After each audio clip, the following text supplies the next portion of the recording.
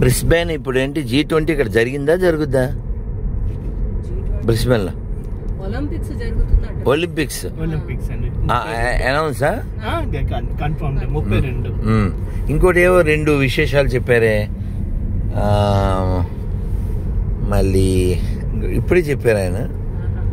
2 విశేషాలు చెప్పారు. ఒలింపిక్ కాకుండా ఇంకేమో చెప్పారు అమ్మా. ఏమో మొత్తం అంటే యాక్చువల్గా ఆస్ట్రేలియాలో రెగ్యులర్గా వినే నేమ్స్ ఏమిటంటే మెల్బోర్న్, సిడ్నీ. బ్రిస్బేన్ అంత నోటెడ్ కాలే. ఆయన అన్నారు ఇప్పుడు తిరుగుద్ది మన వాళ్ళు కూడా, ఎందుకంటే ఒలింపిక్ ఇంకో 2 చెప్పారండి. ఇంకేంటో బెస్ట్ కెప్ట్ సీక్రెట్ అండి ఇది. ఈ ఊరు మాత్రం చక్కగా అంటే మనకి ఆంధ్రాలో పండే పంటలన్నీ పండుతాయి. మామిడి పళ్ళు, ఇంకా నేరేడు పళ్ళు, రేగు పళ్ళు అన్ని భలే భలే. సో అందుకని ఏంటంటే అంటే ఇంకా మీరు ఆంధ్రప్రదేశ్ లో ఎలాంటి క్లైమేట్ ఉంటుందో మా అందులోని మేము విశాఖపట్నంలో ఏంటి ఉంటుంది. మేము విశాఖపట్నం నేను మొన్న అక్కడికి వెళ్ళి నిన్న కూడా పెట్టాను వీడియో, కోర్టు వీడియో. సో ఆ ఏరియాలో పండే పంట అంతా ఇక్కడ పండుతుంది. అమ్మమ్మ ఇక్కడ మరి విపరీతమైన చలిలు ఉండవు, బ్యాలెన్స్డ్. అది మళ్ళీ ఒక్క కూడా పెట్టదు, ఒక్క పెట్టదు. సముద్రం పక్కనే ఉన్నా కూడా. మొన్న అదే మెల్బోర్న్ వాళ్ళు అన్నారు, గురుజీ ఇక్కడికంటే బ్రిస్బేన్లో మీకు ఒక ఫీలింగ్ మన ఇండియాలో ఉన్నట్టే ఉంటుంది అని చెప్పేసి. చాలా మంది మన వాళ్ళండి వలస వచ్చేసారు ఈ కోవిడ్ తర్వాత. విపరీతంగా మెల్బోర్న్ నుంచి, ఎడిలైడ్ నుంచి చాలా చాలా మంది ఇక్కడికి వచ్చారా? వలసకు వచ్చారు. ఇక్కడికి వచ్చి ఆల్రెడీ ఉన్న వాళ్ళే ఆ సిటీస్ నుంచి. క్లైమేటిక్ కండిషన్స్ చాలా. ఊరు కూడా అంటే ల్యాండ్ కొంచెం పెద్దది, దాంతో అంటే తిరగచ్చు. కోవిడ్ లో మాకు అంత ఈ రాష్ట్రంలో అంత నిబంధనలు ఏమీ పెట్టలేదు. స్పేస్ ఎక్కువ కదా, స్పేస్ ఎక్కువ కాబట్టి.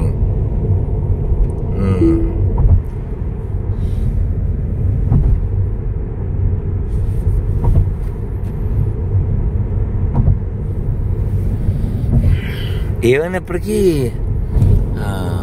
పెద్ద సిటీ, పెద్ద కంట్రీ, చాలా పెద్ద కంట్రీ. నేను వచ్చేటప్పుడు థాయ్ ఎయిర్వేస్లోనే కదా వస్తాం మ్యాక్సిమం. నా పక్కన ఆయన చెప్పాడు, it's twice bigger than India అన్నాడు.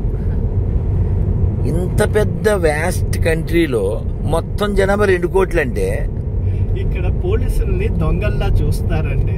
చూడండి దొంగలా అలా ఉన్నాడు, వాడు చిన్న కెమెరా పెట్టుకుని కూర్చుంటాడు అక్కడ ఫైన్లు వేయడానికి.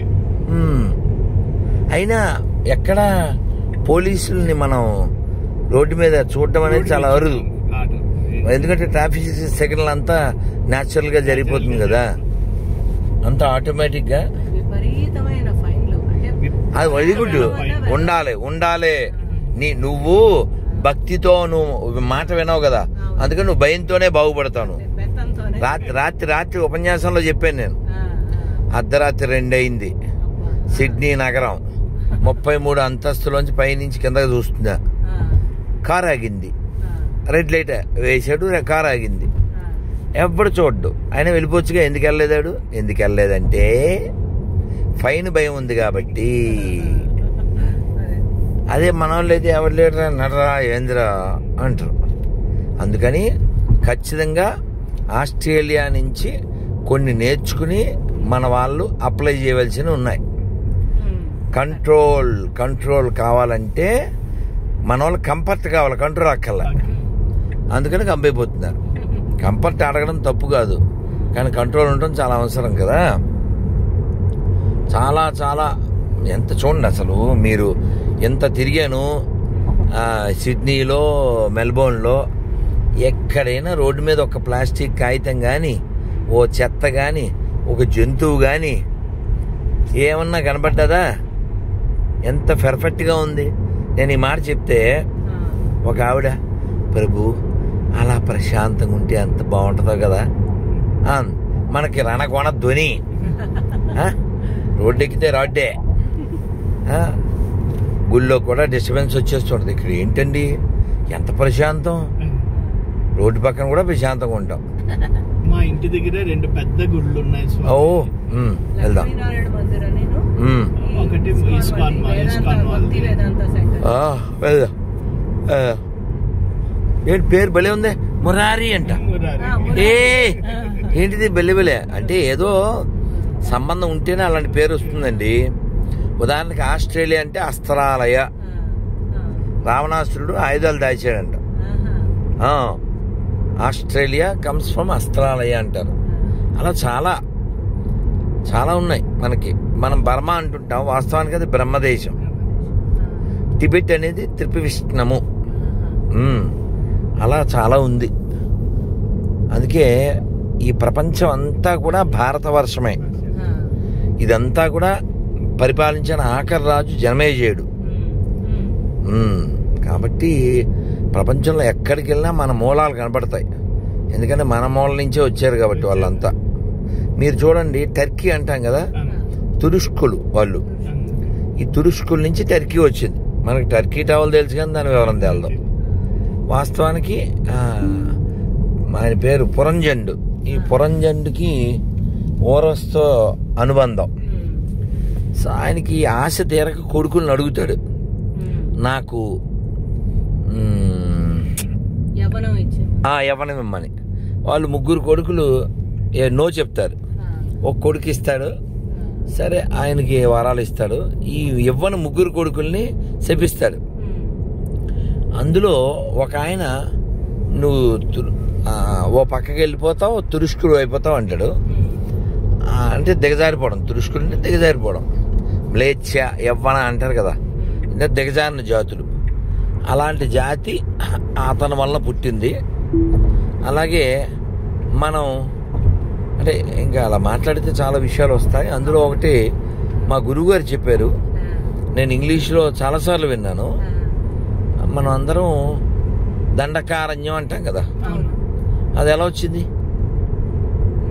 మనం ఊరికే పేపర్లో దండకారణ్యం నక్సలైట్ బ్యాచ్ అని చదువుతుంటాం. అందుకే దండకారణ్యం పేరు ఎందుకు వచ్చింది ఎవరికి ఐడియా ఉండదు, అడగరు. మా గురువుగారు చెప్పారు, ఒక ఋషి గారు ఆయన అడవిలో తపస్సు చేసుకుంటున్నారు. వారికి ఒక అమ్మాయి, ఈ అమ్మాయి నీళ్ళు తీసుకుని వచ్చింది. ఋషిగారు లేరు, సమిధుల కోసం వెళ్ళారు. ఆ టైంలో రాజుగారు వచ్చారు. ఆయన చేయకూడని పని చేశాడు. ఈ ఋషిగారు వచ్చేసరికి పిల్ల ఏడుస్తూ ఉంది. ఆయన మండి శాపం ఇచ్చాడు. ఈ రాజు పేరు దండకుడు. ఈ దండకుడు రాజ్యం 100 సంవత్సరాల పాటు బూడిద వాన కురియుగాక అన్నాడు. ఏంటో గంట వాన కురిచింది అనుకోండి, మామూలు వాన, మనం మంగళం అయిపోతాం. అలాంటిది ఒక 100 సంవత్సరాల పాటు బూడిద వాన కురిస్తే ఇంకేమైనా మిగులుతుందండి? అలా బూడిద కుప్ప అయిపోయిందంతా. ఆ బూడిద కుప్ప పైన మొలిచిన అరణ్యమే దండకుడి పేరు మీద దండకారణ్యము. అది. అలాగే ఇంకొక రాజుగారు ఉన్నారు, పేరు మర్చిపోయాను. ఆయన ఈ భూమండలాన్ని 8 భాగాలు చేశారు. ఈ దండకుడు వాళ్ళ నాన్నే, అందులో ఒక భాగం అది దండకారణ్యం. అలాగా ఈ ప్రపంచంలో ఎక్కడికి వెళ్ళినా మన మూలాలే ఉంటాయి. చూడండి, అందుకే ఎక్కడన్నా తవ్వండి, ఇండియాలో తవ్వితే అది ఏదో హిందూ దేశం కనబడ్డాయి అని నువ్వు అనొచ్చు. కానీ ఎక్కడ తవ్వినా మన శివలింగం. తైవాన్లో శివలింగం ఎలా వచ్చింది? బాలి ఇంకా చెప్పద్దు మీరు, అదే అదే అదే మినీ ఇండియా. ఇప్పుడు బాలి గురించి ముస్లిమే చెప్పాడు మొన్న నా పక్కన కూర్చుని. You can see so many festivals of Hindus ఇది గోయింగ్ ఆన్ ఇన్ బాలి. దాని పేరు సయ్యద్దే చెప్పాడు. కాబట్టి ఇప్పుడు ప్రపంచం అంతా, మిగిలిన ప్రపంచం బాగానే ఉంది. ఒక్క ప్రాబ్లం అంతా హిందూస్తోనే ఉంది. ఎందుకంటే వీడికేమో ఒక రోగం ఉంది, కోవిడ్ కంటే పెద్ద రోగం, దాని పేరు సెక్యులరిజం. చాలా కష్టం స్వామి. సెక్యులరిజం అంటే ఏంటి? ఒక అబద్ధాన్ని నిజమని భ్రమించుతూ ఉండడం. భ్రమించి బతికేయడం. ఎంత పచ్చబద్ధం. ఇప్పుడు నువ్వు పార్టీ కోల్పోయావు, నీ అధికారం కోల్పోయావు, అయినా కూడా నేనే సీఎం అన్నావు అనుకోండి, ఏమంటే పిచ్చోడు అంటారు. అలాగా సెక్యులరిజం అనేది హిందువులు మాత్రమే నెత్తి మీద పెట్టుకునే ఒక దరిద్రం.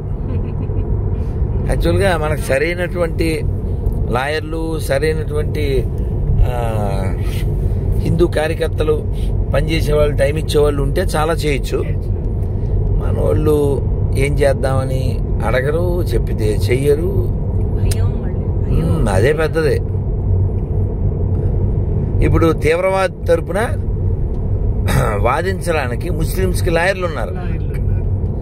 వాడు తీవ్రవాద మరోట వాళ్ళకి అనవసరం, వాడు మా జాతి, సో వాళ్ళ డెడికేషన్ అది. కానీ వీడికి ఎవడంటే వాడు మన క్యాస్టేనా, మన శాఖేనా, అన్నా మన కొలపోడే అంటాడు కదా వాడు. అలాగా తయారయ్యారు. సో అందువల్ల మన వాళ్ళల్లో ఇది నా దేశం, ఇది నా ధర్మం, ప్రపంచానికి నేను చేయవలసింది చాలా ఉంది అనే ఇంగిత జ్ఞానం ఉంటే చాలా బాగుంటుంది. అది కరువు అవడం వల్ల దురదృష్టం. అందువల్ల అంత ట్రాఫిక్గా, లేకపోతే అవ్వదు కదా. ఓ మామూలుగా యాక్సిడెంట్ రేట్ కూడా తక్కువ కదా ఆస్ట్రేలియాలో. వాళ్ళు చెప్పారు మొన్న. కానీ ఈ మధ్యన ఒక 5 ఏళ్ల బట్టి స్వామి, 5 మోస్ట్లీ 2-3 ఏళ్ల బట్టి డిటోరియేషన్ ఆఫ్ ద సొసైటీ ఎంత భయంకరంగా పడుతుందో. డిటోరియేషన్ సొసైటీలో మనుషుల్లోని అంటే మేము వదిలేసి వచ్చిన దేశాన్ని ఇక్కడ మళ్ళీ వాళ్ళు తయారు చేసుకుంటున్నారు కష్టపడి. మన వాళ్ళు కాదు, తెలుసమ్మా. నిన్న మేము ఫెర్రీ ఎక్కడానికి వెళ్ళాం కదా, అక్కడ ఒరిజినల్స్, ఈ ఆస్ట్రేలియా ఒరిజినల్స్, అబారిజినల్స్ వాళ్ళు అక్కడ పాపం అవి బాకాలు ఊదుకుంటూ ఒళ్ళంతా ఏదో రాసుకుని ఏదో పాడుకుంటూ అతన్ని మాట్లాడాను నేను. మాట్లాడితే అతను చెప్పాడు, మేము ఇక్కడ నాట్ ఈవెన్ 1 మిలియన్. ఏమయ్యారు వీళ్ళందరూ? అసలు వాళ్ళు ఈ దేశ మూలవాసులు, వాళ్ళు ఏమైపోయారు అంటే వీళ్ళ పేరు చెప్పుకొని, ఇప్పుడు మన లెఫ్టిస్టులు ఎలాగైతే ఆదివాసీ పేరు చెప్పుకొని తింటారో, ఎప్పటికీ ఆదివాసీలు వాళ్ళు అలాగే ఉంటారు పాపం. అలాగే ఇక్కడ గవర్నమెంట్ తింటోంది. తెలుసు ఒరిజినల్ పేరు పెట్టి తెలుసు. వాళ్ళకి ఏం చేయదు ఆ విషయం కూడా మొత్తంలో ముంచుతోంది తెలుసు. వాళ్ళకి చాలా అలవాటు చేశారు, వాళ్ళకి అదే ఉచితంగా ఇస్తూ. నాకు ఆ కారు నచ్చింది, రామ్. కంపెనీ పేరే రామా? కారు పేరా? అమెరికాది. భలే. నేను సరదాగా అన్నా అనమాట మెల్బోర్న్లో, నాకు నచ్చిన కారు రాము, నేను ఎక్కుతాను ట్రాము, అది మా కాము. ప్రస్తుతానికి మేము కామ్.